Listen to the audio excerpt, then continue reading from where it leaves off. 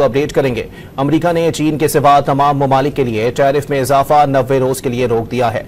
आपको अपडेट कर रहे हैं, अमेरिका ने चीन के सिवा तमाम ममालिक के लिए टैरिफ में इजाफा 90 रोज के लिए रोक दिया है।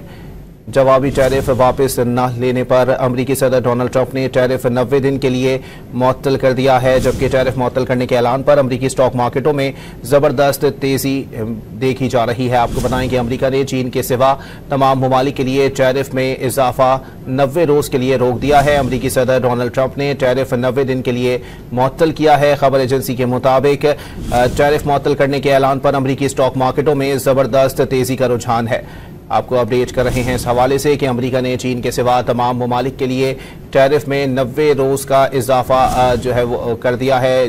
90 रोज के बाद ही इस टैरिफ का इतलाक किया जाएगा। आपको बताएं कि जवाबी टैरिफ वापस ना लेने पर अमेरिका ने चीन पर टैरिफ बढ़ाकर 125% कर दिया था।